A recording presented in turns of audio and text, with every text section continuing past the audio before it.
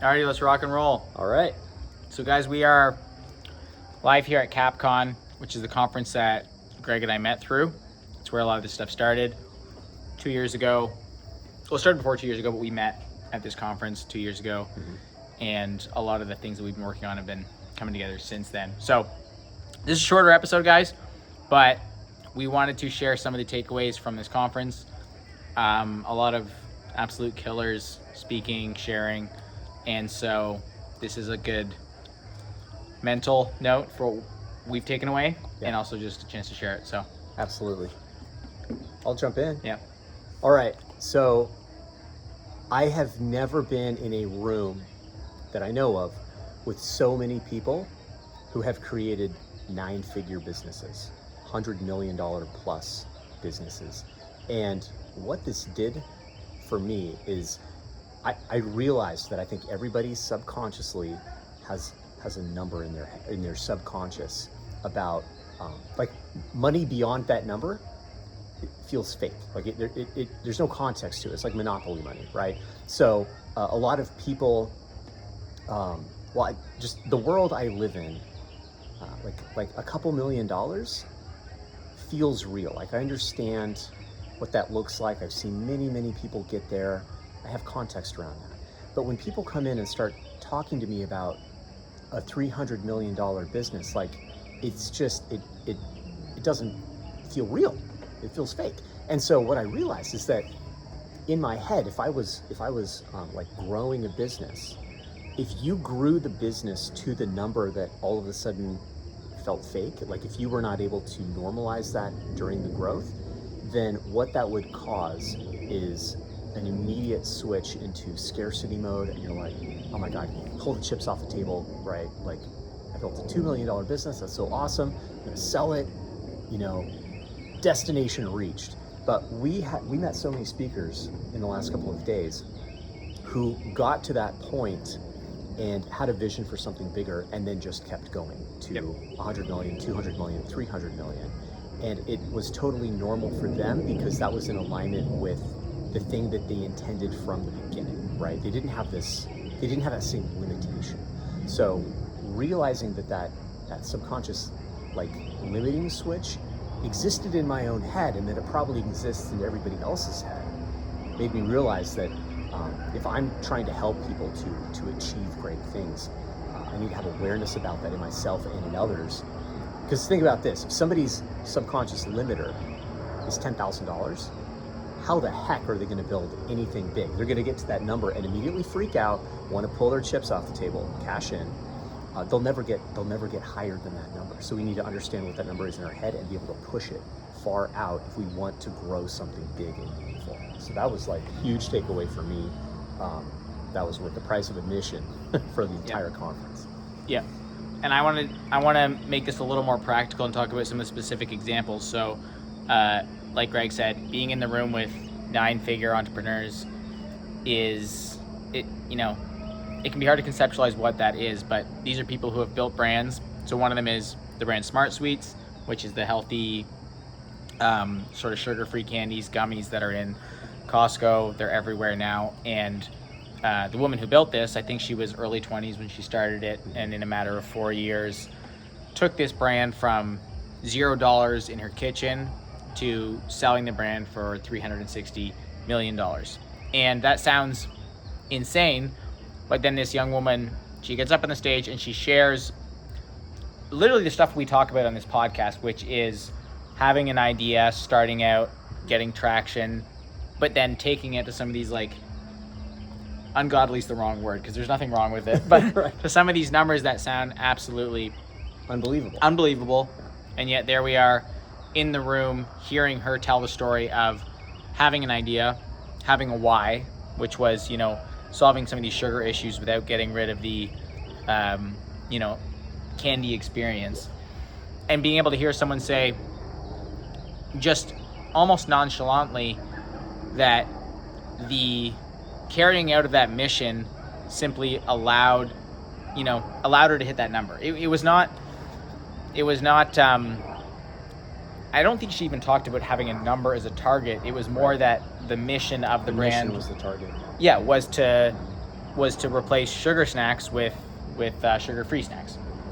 And so being in the room with these people, hearing them start from the same place that, you know, we've started from, and then having them talk about these numbers kind of brought that home to what these possibilities can be, like to Greg's point of unlocking that. So for me, that was a lot of resonance with my brand and my ideas for it, and thinking, okay, this can be the tallow version of, you know, so many of these products that right now are synthetic or plant-based or whatever. That mission was there, that idea was there, and that's happened. I've hit consistent, you know, 6-figure plus months, you know, being on a 7-figure run rate, which is amazing.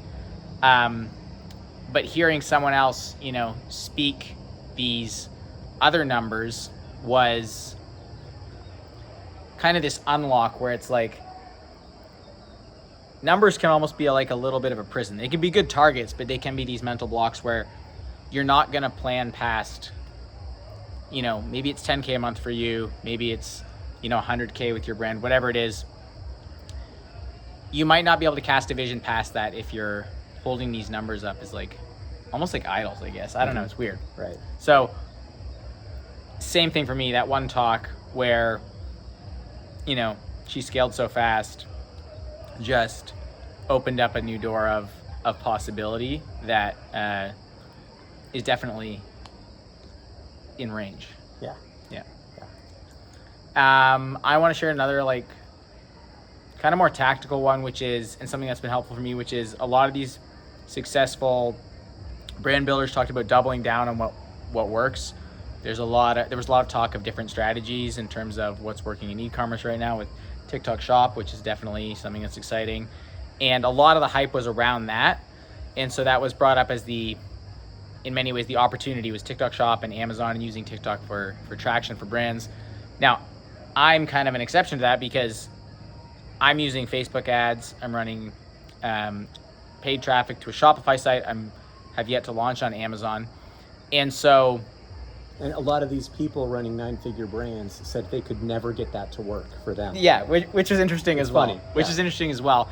But even though they were using the examples of what worked for them, which was usually Amazon, and doubling down on Amazon, the theme was to double down on what works. So what's interesting is I was like, okay, the message for me is not necessarily try to have their strategy, but okay, Facebook and Instagram are working for me.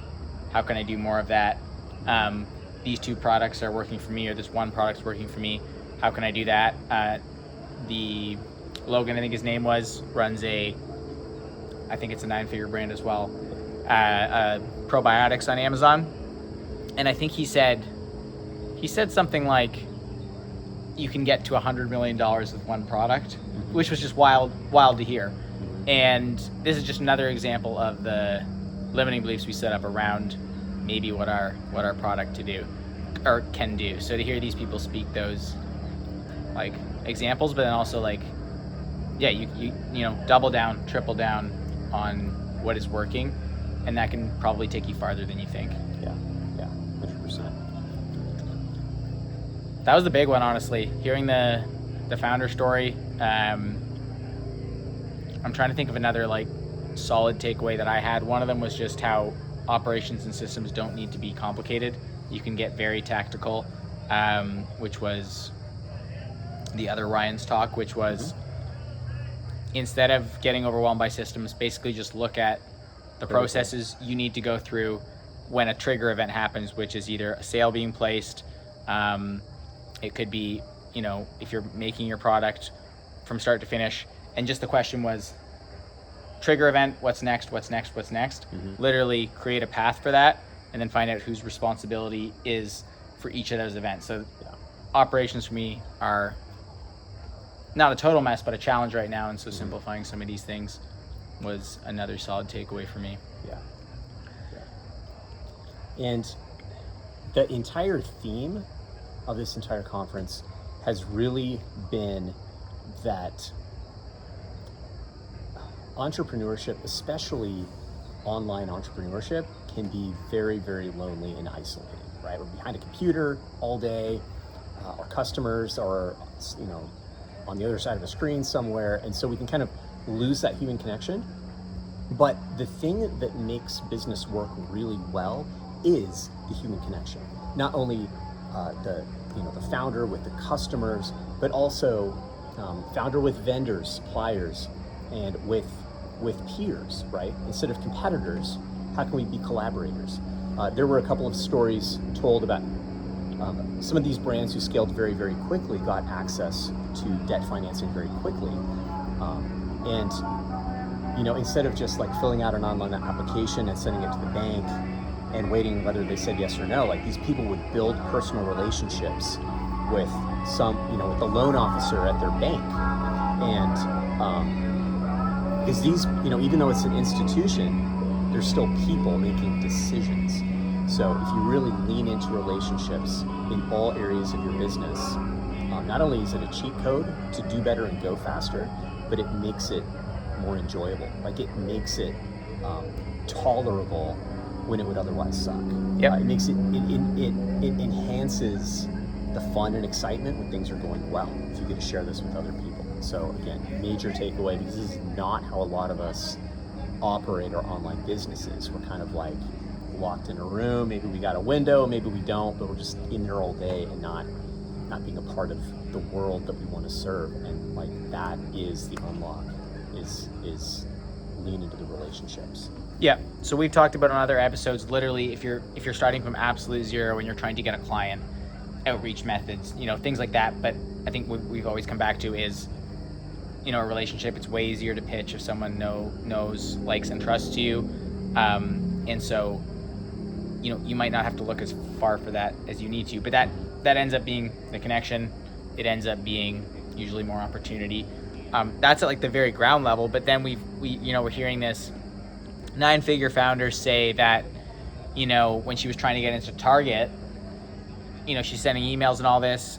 She flies down to, she learns where the Target rep is, and flies to her city and waits in the waiting room for a chance to have a conversation with her, and that's how she ends up getting into Target, which helps them scale to these insane numbers. And it's like you can do that at any level. Mm-hmm. I mean, you gave the example of the bank. Like there was things even where I've gone through just a little bit of applications for funding, and it's like, oh, you don't check this box, you don't check that box, and she's talking about going in and literally telling the bank or the person, mm-hmm. This is what I'm doing, these are our numbers, can you kind of help with this, and they're saying, oh, that's we should talk. And then another bank, and these options open up.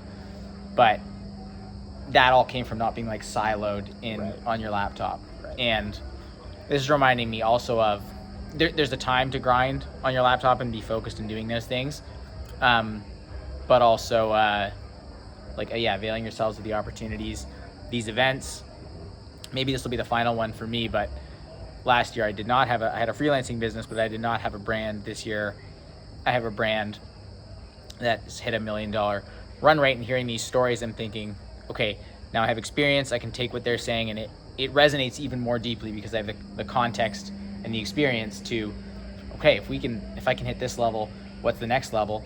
But last year it was a relationship. It wasn't even a talk, it was a relationship and a suggestion about running Facebook ads for my brand, which I wasn't going to do at the time. It was conversations, hanging out. It was literally this time right now, mm-hmm. which is post-event, having some dinner, we're hanging out, we're just chatting with people.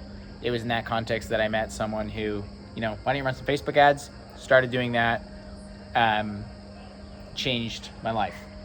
Right. So we will follow up with maybe how we're implementing some of these things, or how these are going to, hopefully continue to change our lives and our businesses and our communities for the better. But these are some of the solid takeaways from CapCon here in Austin. Yeah, I've got nothing more to add. Awesome, man. All right, guys, we'll see you next time.